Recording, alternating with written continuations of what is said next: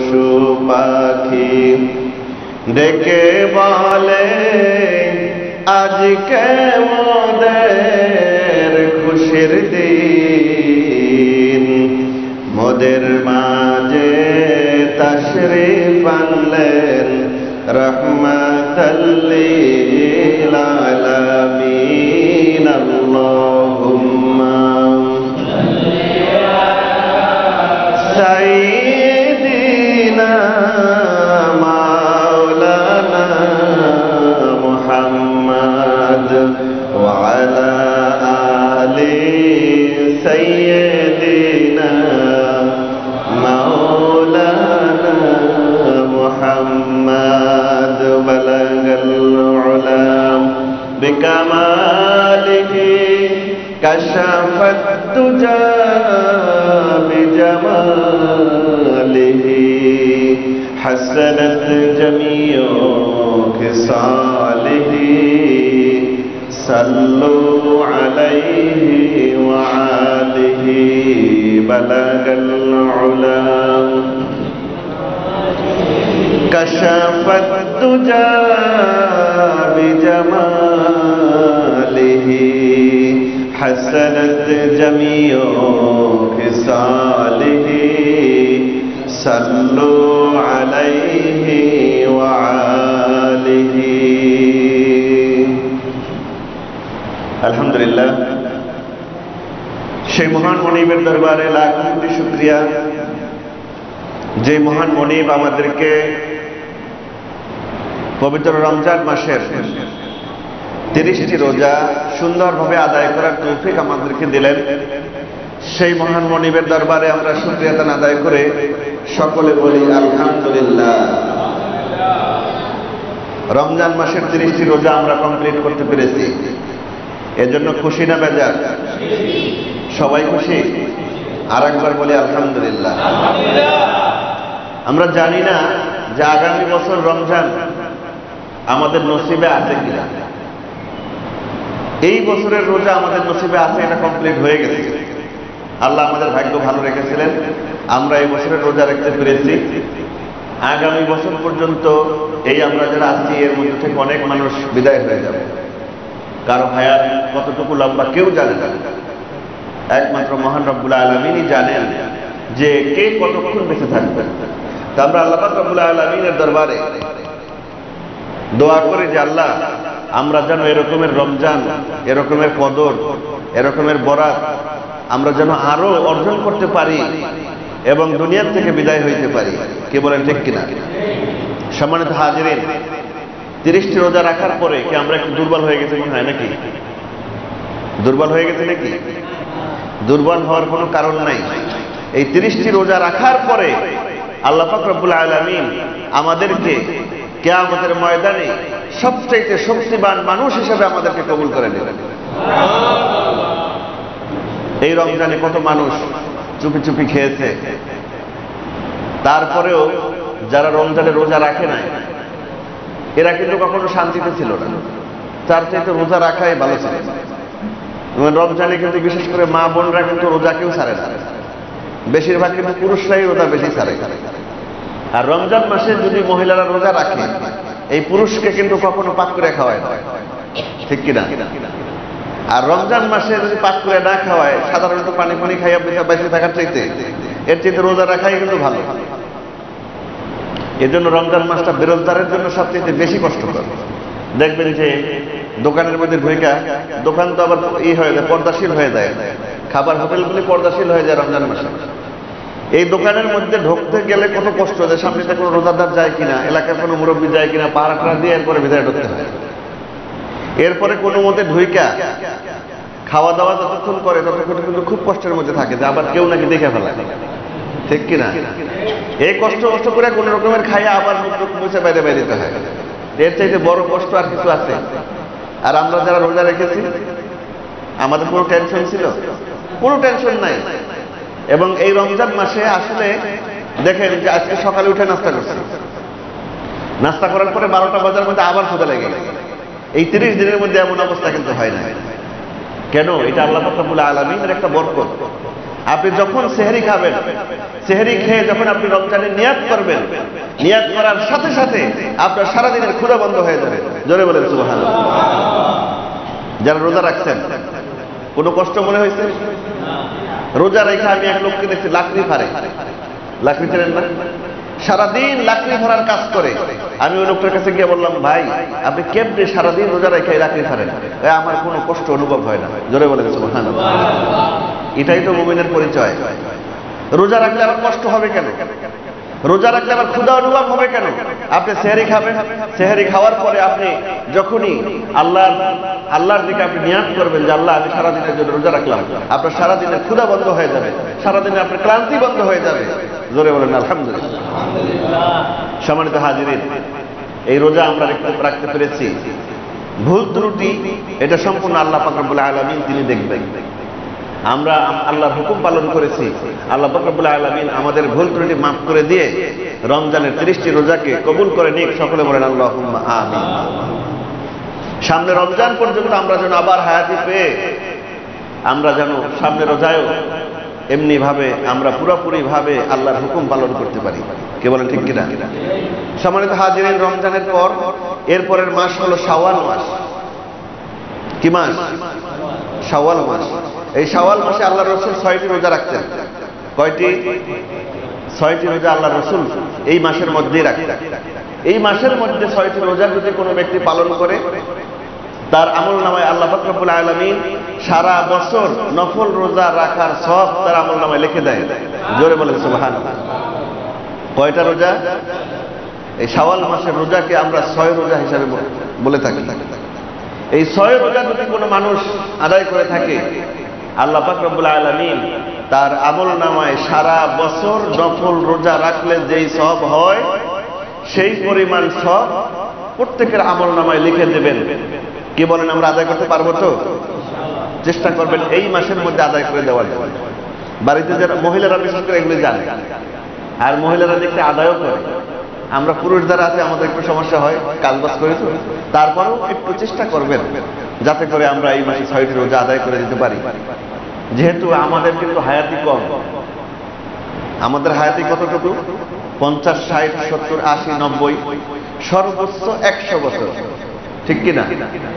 আর পূর্বের জমানায় যে নবীরা ছিলেন, তাদের যে উম্মতেরা ছিল, তাদের হায়াতি কত ছিল? 1000 বছরও কোনো মানুষ বাঁচতেন, ঠিক কিনা? অনেক নবীরা 1000 বছর, 1500 বছর হায়াতি পেয়েছেন। তার উম্মতরাও তো 1500, 2000 বছর হায়াতি পেয়েছেন। আর আমাদের হায়াতি কতটুকু? আমাদের নবীর হায়াতি ছিল 63 বছর। 63 বছরে তিনি দুনিয়া থেকে বিদায় হয়ে গেছেন। আমরা এর বেশি 63 বছর গেলে আর কোনো মানুষ দিয়ে আর কোনো কাজ হয় না, ঠিক কিনা? সম্মানিত হাজিরিন, আমার নবী যখন দেখলেন যে পূর্বের জমানার উম্মতেরা শত শত বছর বাঁচত, তারা 100 বছর যদি কোনো মানুষ বেঁচে থাকে আর 100 বছরে তিনি যদি ওই ইবাদত বন্দেগী করে থাকে, আর আমরা যদি 50 বছর বেঁচে থাকি, এই 50 বছরের ইবাদত বন্দেগী তাদের সামনে আমার তুলনা করা যাবে না। বুঝছেন তো? একটা লোক যদি 1000 বছর বেঁচে থাকে, উনি কতটা রমজান পাবে? 1000 রমজান। আর আমরা যদি 100 বছর বেঁচে থাকি, আমরা কত রোজা পাবো? 100 রোজা। তাহলে কোথায় 1000 আর কোথায় 100?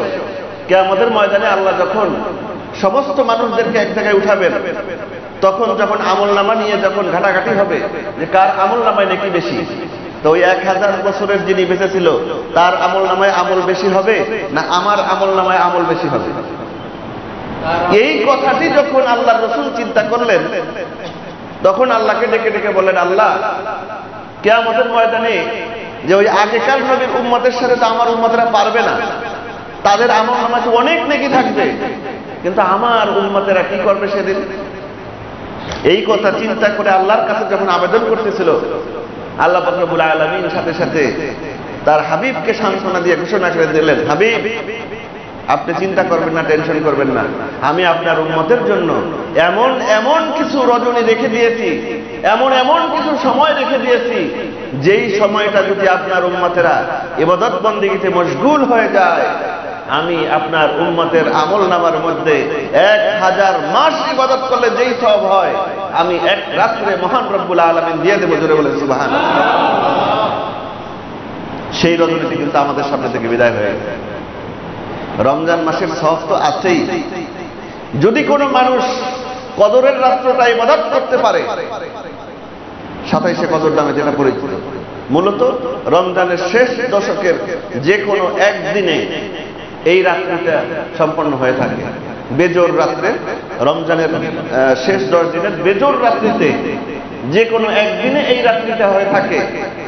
এই রাত্রটা যদি কোনো মানুষ ইবাদত বন্দেগীতে মশগুল হতে পারে, তাহলে তার আমল নামায় আল্লাহ পাক রব্বুল আলামিন 1000 বছর ইবাদত করলে যেই সওয়াব হয়, 1000 মাস ইবাদত করলে যেই সওয়াব হয়, বান্দার আমল নামায় আল্লাহ পাক রব্বুল আলামিন এই পরিমাণ সওয়াব আমল নামার মধ্যে লিখে দেয়। জোরে বলেন সুবহানাল্লাহ। সম্মানিত হাজিরিন, রমজান তো বিদায় হয়ে গেল। রমজানের পরে আমরা যেন আল্লাহ পাক রব্বুল আলামিনের সমস্ত কাজগুলি সুন্দরভাবে করে আমরা যেন আল্লাহর শুকরিয়া আদায় করে দুনিয়াতে বসবাস করতে পারি, এই জন্য আমাদেরকে চেষ্টা করতে হবে। কি বলেন, পারবো কিনা? যেহেতু আপনাদের নতুন মসজিদ, আলহামদুলিল্লাহ অল্প সময়ের মধ্যে আপনারা যেই মসজিদ করে ফেলেছেন, আমার তো দেখে মনটা ভরে গেছে যে নতুন মসজিদ এত তাড়াতাড়ি এমন কেমনে করলো। আমি মনে মনে চিন্তা করছি হয়তো ছোট কুড়ে ঘর টর এরকম কিছু হবে। আলহামদুলিল্লাহ চমৎকার মসজিদ। আপনাদের মন মানসিকতা এত ভালো, এটা কিন্তু এই মসজিদ দেখলে প্রকাশ পেয়ে যায়। তা আপনাদের মন মানসিকতা যেভাবে ভালো, আপনারা আল্লাহর ঘর তৈরি করেছেন। দুনিয়ার জমিনে যেই ব্যক্তি আল্লাহর ঘর তৈরি করবে, কিয়ামতের ময়দানে আল্লাহ পাক রব্বুল আলামিন তার জান্নাতের মধ্যে তার এরকম একটা ঘর তৈরি করে দেবে। জোরে বলেন সুবহানাল্লাহ। তা আপনারা এই এলাকার মানুষ মিলে আল্লাহর একটা ঘর তৈরি করে দিলেন। কিয়ামতের ময়দানে আপনারা দেখবেন যে জান্নাতের মধ্যে সুউচ্চ ঘর আল্লাহ পাক রব্বুল আলামিন আপনাদেরকে উপহার দিয়ে দেবেন। আপনারা আল্লাহর জান্নাতের মধ্যে সুন্দর ঘর পেয়ে যাবেন। এই এলাকার যারা এই ঘরটিকে আপনারা কি করছেন, তৈরি করেছেন। অনেক বর্ণনার মধ্যে পাওয়া যায়, ইতিহাসের মধ্যে পাওয়া যায় যে কাবা ঘর নির্মাণ করার সময়, কাবা ঘর নির্মাণ করার পরে যেই মাটিটুকু অবশিষ্ট ছিল, সর্বপ্রথম কাবা ঘর প্রতিষ্ঠা করেছিলেন বাবা আদম আলাইহিস সালাম। সেই থেকে আপনার ওই ঘর সংস্কার হইতে হইতে হইতে হইতে আজকে পর্যন্ত কাবা ঘর বাইতুল্লাহ আমাদের যেটা আল্লাহর ঘর হিসেবে আমরা চিনে থাকি।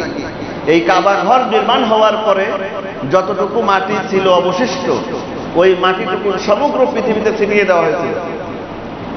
বুঝছেন তো? ঘর অবশিষ্ট করার পরে কিছু বালি থাকে না, এরকমের কিছু বালু অবশিষ্ট ছিল।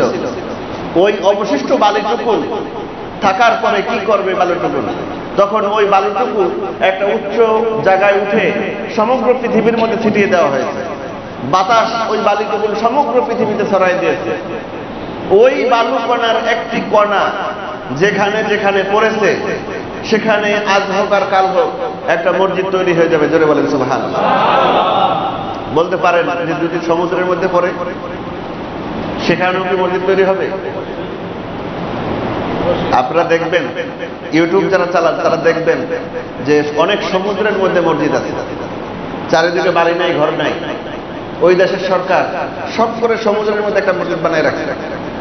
এটা কি ওনার শখ, না আল্লাহর ঘরের বালু পড়ার কারণে স্বয়ং আল্লাহ পাক রব্বুল আলামিন এখানে ঘরের ব্যবস্থা করেন?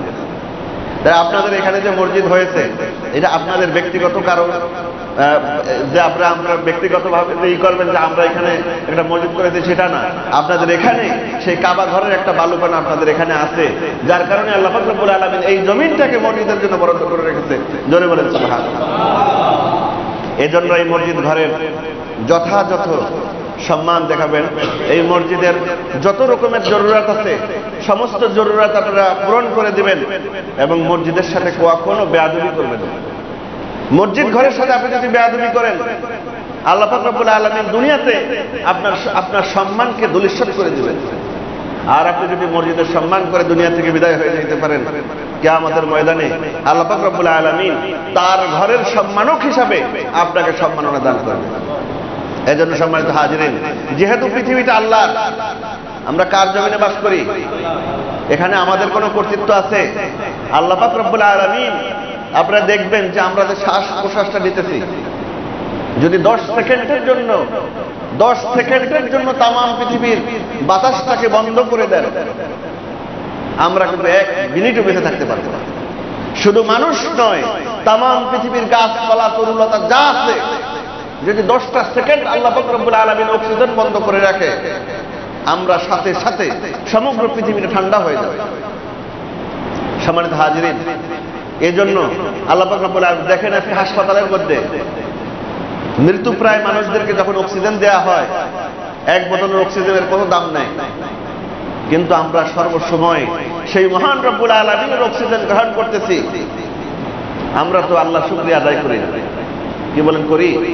যদি আমাদেরকে এই অক্সিজেনের বিল দেওয়া লাগতো মাসে, যে প্রতি মাসে তোমাদেরকে এই যে অক্সিজেন গ্রহণ করো, শ্বাস প্রশ্বাস গ্রহণ করো, এর জন্য তোমাদেরকে কারেন্ট বিলের মতো মাসিক একটা ফি দিতে হবে, গরিব মানুষের অবস্থাটা কি হইতো? যারা 300 টাকা কারেন্ট বিল দিতে লাইন কাটতে দেয়, এরপরে কারেন্ট বিল দেয়, এরকমের মানুষ আছে কিনা? 300 টাকা কারেন্ট বিল দিতে পারে না, সেই ব্যক্তির যদি প্রতি মাসে এই অক্সিজেন বিল 1000 বা 2000 টাকা দেওয়া লাগে, এলাকার সমাজের বড় লোক যারা ছিল তারা তো ঠান্ডা মাথায় বিল দিয়ে দিত, কিন্তু গরিব মানুষের অবস্থাটা কি হইতো? চিন্তা করে দেখছেন? আমাদের বাঁচার কোনো রাস্তা ছিল?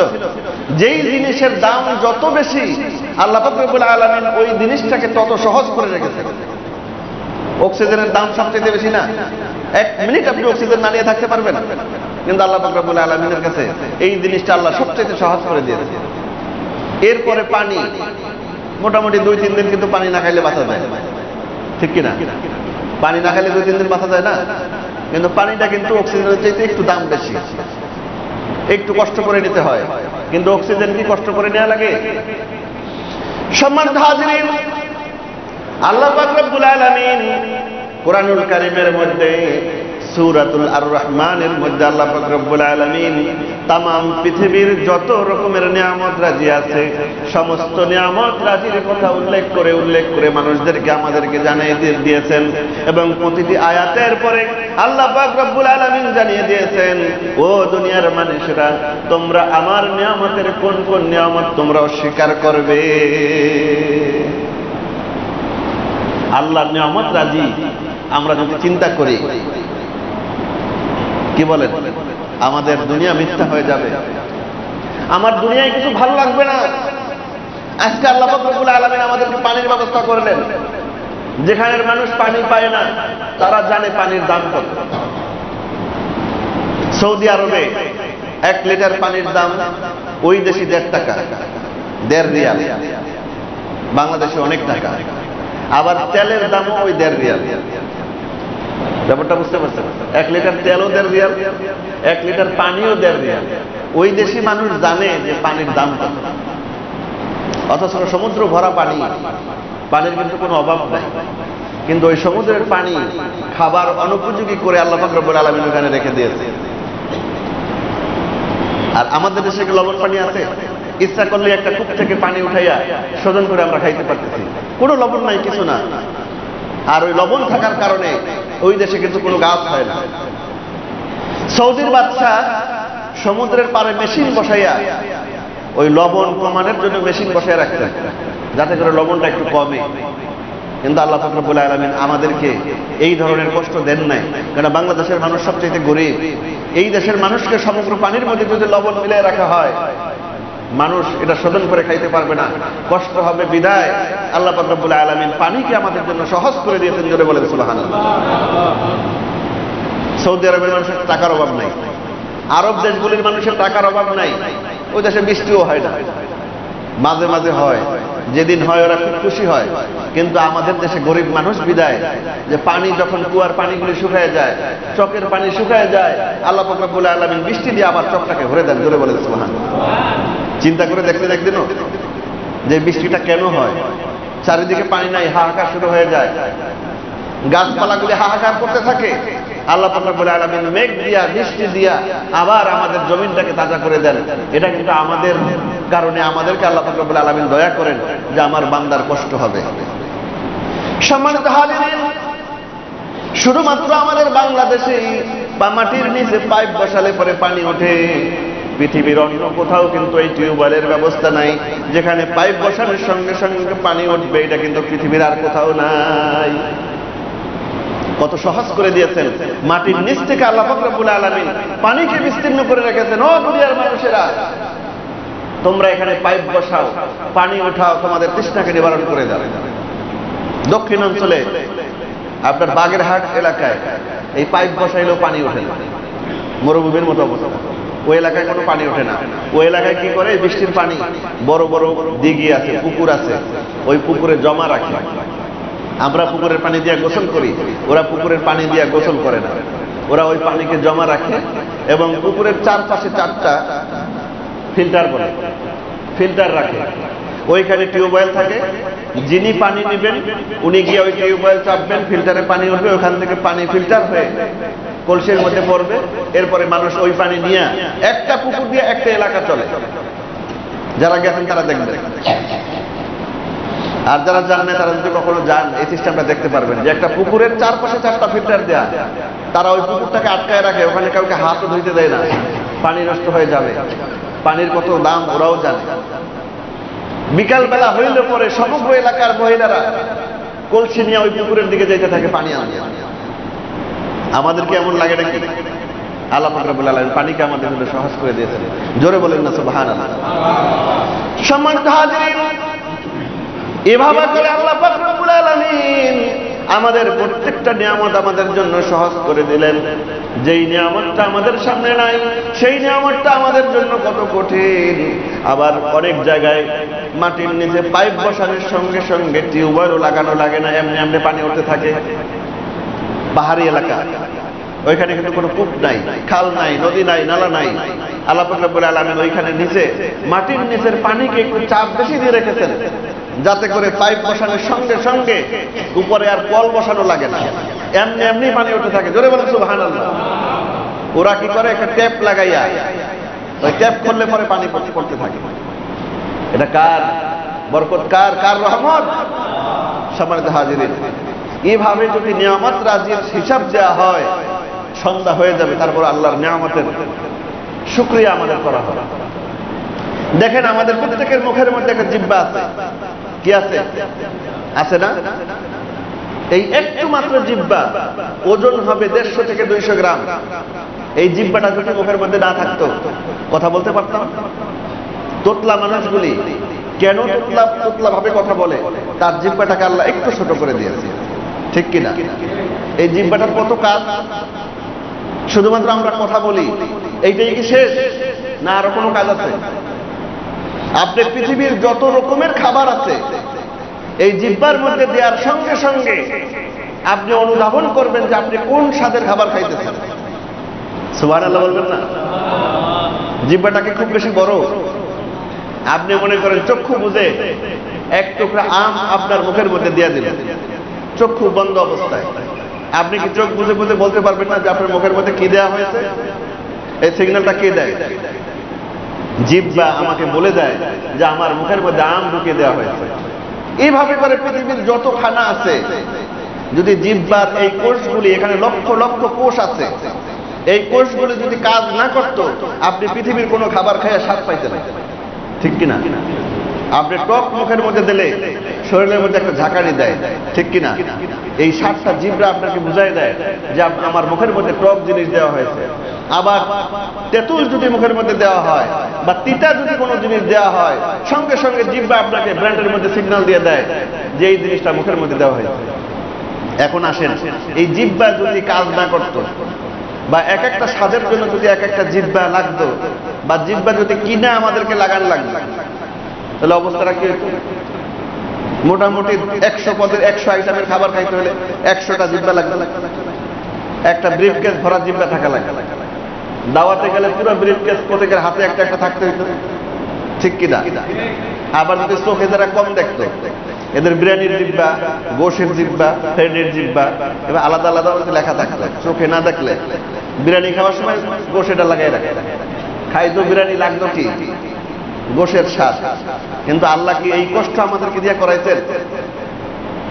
একটু মনের চক্ষু দিয়ে একটু অনুধাবন যদি করেন, যে আল্লাহ যদি এই কষ্টটা আমাকে দিয়া করাইতেন, যে কত বড় সমস্যাটা হয়ে যাইত, কত বড় একটা হিজিবিজি হয়ে যাইত। আমরা কি একদিনও চিন্তা করে দেখেছি? একটু যদি চিন্তা করে দেখেন যে আমার শরীরের ওয়েট কত, 50, 60, 70, 80, 90, 100 কেজিও কিন্তু অনেকের মানুষের ওয়েট আছে। আমি ছোট্ট 2টা পা দিয়ে আমি হাঁটি, আমি যখন পাও দিয়ে হাঁটি, আমার পায়ে কি এতটা, আমার শরীরে যতটা ওয়েট আছে, এটা কি মনে হয় যে আমার শরীরে 100 কেজি ওয়েট আছে? কিন্তু আমার যতটুকু পাও আছে, এতটুকুন পাও দিয়ে এত বড় শরীর কিন্তু বহন করা সম্ভব না, ঠিক কিনা? এটা কে বহন করায়? আল্লাহ পাক রব্বুল আলামিন বহন করায়। আপনি আমার মতো একটা মানুষ বানাইয়া, বা আমার মতো একটা ওজনের এই ছোট্ট পাও দিয়ে দাঁড় করে দেখেন তো দাঁড়াই থাকতে পারে কিনা? থাকবে? পরে যাইবে না? কিন্তু আমরা কি কখনো পরে যাই? এতটুকু জিনিস যদি মানুষ চিন্তা করে, এতটুকু জিনিস যদি মানুষ চিন্তা করে, ওই ব্যক্তির সঙ্গে সঙ্গে আল্লাহর ওলি হয়ে যাবে। সুবহানাল্লাহ। যে আমার শরীরের ওয়েট হলো 100 কেজি, আমি যখন পাও দিয়ে ঘন্টার পর ঘন্টা হাঁটি, আমার পায়ে মনে হয় না যে আমার শরীরের কোনো ওজন আছে। এটা আল্লাহ রাব্বুল আলামিন আমাকে করে দিয়েছে। এমনি ভাবে তাকায় দেখেন, আমাদের ছোট্ট ছোট্ট 2টি চোখ আল্লাহ পাক রব্বুল আলামিন দান করেছেন।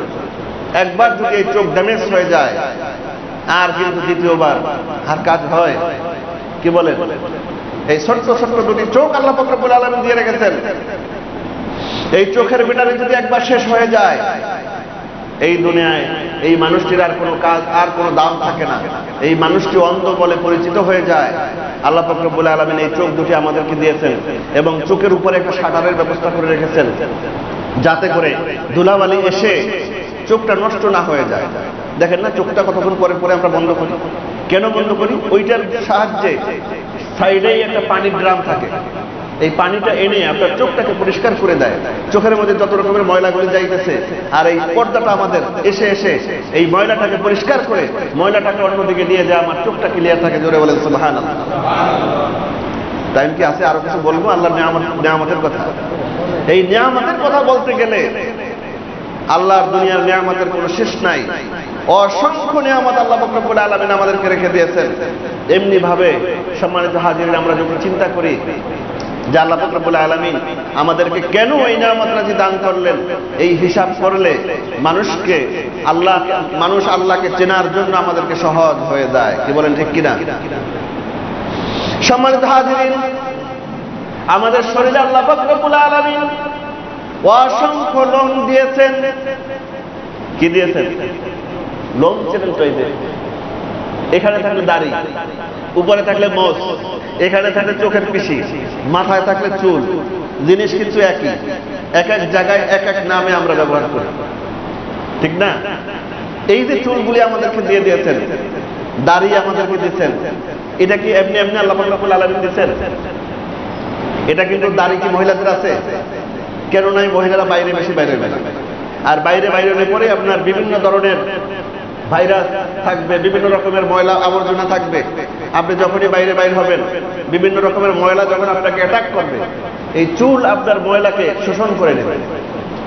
যেই ময়লাটি আপনার চোখে যাইতেছিল, ওই ময়লাটি আপনার দাড়িতে নিয়ে ওকে আটকে রাখবে, যাতে করে আপনার অন্য কোথাও গিয়ে ক্ষতি করতে না পারে।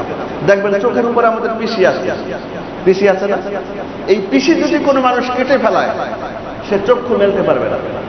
ডাক্তাররা বলেছেন যে এই পিসি যদি কেউ কেটে ফেলে, তার চক্ষু খোলা রাখা সম্ভব নয়।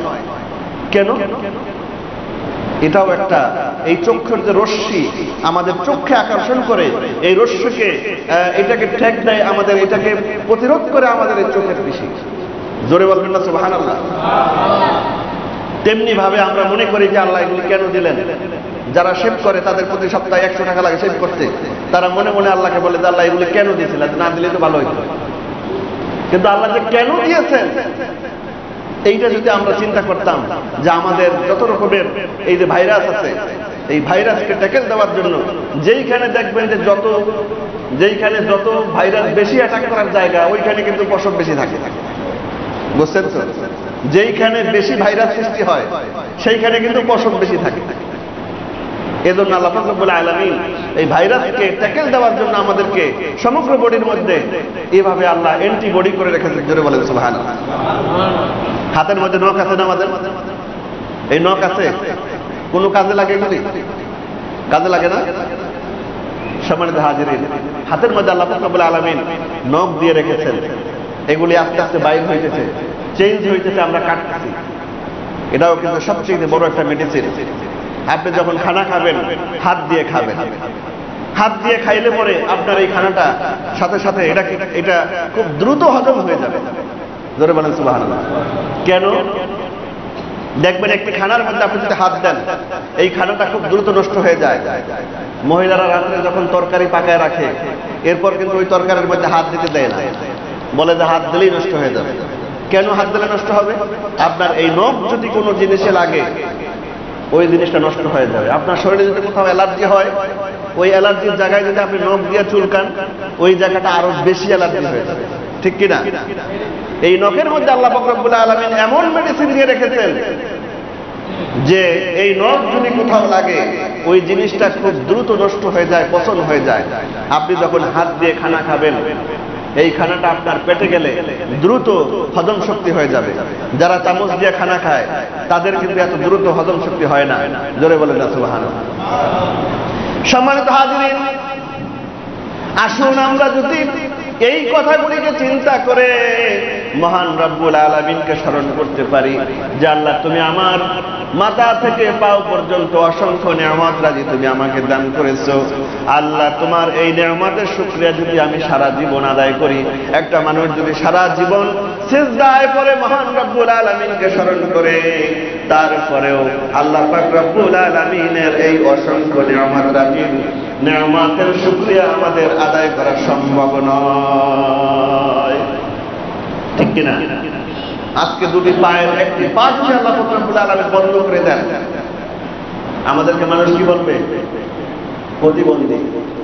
একটি চোখ যদি আমাদের নষ্ট হয়ে যায়, একটি হাত যদি আমার নষ্ট হয়ে যায়, এই দুনিয়ায় আমার কোনো দাম নাই, আছে নাকি? একটা অন্ধ মানুষ অন্ধ হয়ে গেলে ওর যে কত বড় অসহায়ত্ব, অন্ধ ছাড়া আর কেউ বুঝতে পারে না। এই জন্য আল্লাহ পাক রব্বুল আলামিন আমাদেরকে এই সমস্ত অঙ্গ প্রত্যঙ্গ সুস্থ রেখে আমাদেরকে বাঁচিয়ে রেখেছেন। এই জন্য সর্ব অবস্থায় আল্লাহ পাক রব্বুল আলামিনের শুকরিয়া আদায় করবেন যে আল্লাহ তুমি আমার সমস্ত শরীরকে সুস্থ রেখেছো, আমার যে অঙ্গ প্রত্যঙ্গগুলি তুমি দিয়েছিলে এইগুলিকে আমাকে সুস্থ রেখেছো। আল্লাহ তোমার দরবারে এর থেকে বড় শুকরিয়া আমার আর কিছুই হতে পারে না। করবেন তো? সম্মানিত হাজিরিন, আপনারা মসজিদ করেছেন খুব সুন্দর, 5 ওয়াক্ত নামাজ জামাতের সহিত আদায় করার চেষ্টা করবেন, মসজিদের খেদমত করবেন। মসজিদের খেদমত করার মধ্যে কোন রকমের গাফেলাতি করবেন না। আপনি যদি আল্লাহর ঘরের খেদমত করতে পারেন, এই ঘরে যদি কোনো মানুষ আজান দেয়, আজান দেন না আপনারা? মসজিদে যদি কোনো মানুষ আজান দেয় কিয়ামতের ময়দানে তার গলাটা অনেক বড় হয়ে যাবে। সবচেয়ে বড় গলা থাকবে দুনিয়ার মধ্যে যারা নামাজের জন্য মানুষকে ডাকে, যারা মসজিদে আজান দেয় কিয়ামতের ময়দানে তাদের গলাটা আল্লাহ পাক রব্বুল আলামিন সুস্থ করে দেবে। ফেরেশতারা বলবে আল্লাহ এদের গলাগুলি এত উঁচু কেন?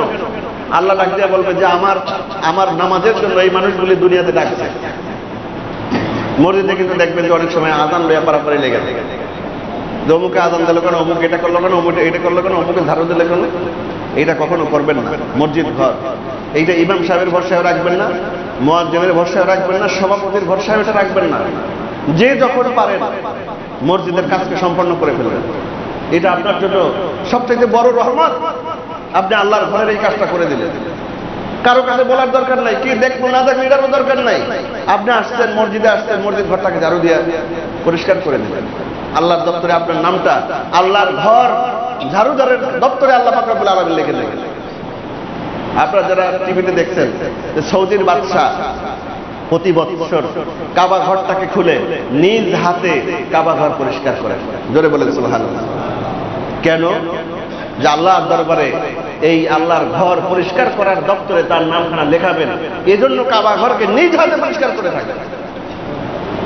আল্লাহর কাবা ঘর আর আমাদের মসজিদ ঘরের মধ্যে কোনো ডিফারেন্স নাই। আছে নাকি? আপনি এই মসজিদ ঘর যখন পারবেন, দেখবেন যে এক জায়গায় একটু মাদ্রাসায় জাল বুনিয়েছে, আপনি গিয়ে ওইটাকে করবেন, পরিষ্কার করবেন। মসজিদে ময়লা আছে, আপনি পরিষ্কার করে দিবেন। অজুখানাটা অপরিষ্কার আছে, আপনি পরিষ্কার করে দিবেন। আপনার নামখানা আল্লাহ পাক রব্বুল আলামিন কাবা ঘর পরিষ্কার করার ওই সৌদির বাদশার নামটা যেখানে লেখা হবে, আপনার নামটাও ওখানে লেখা হবে। জোরে বলেন সুবহানাল্লাহ। সম্মানিত হাজিরিন, যেহেতু আজকে আমাদের ঈদ হয়ে গেল, আমাদের আনন্দ, কিন্তু একটা গ্রুপ আজকে তাদের কান্নার রোল পড়ে গেছে। কেন? এই 30টা দিন তাদের জন্য ছিল, তাদের কোনো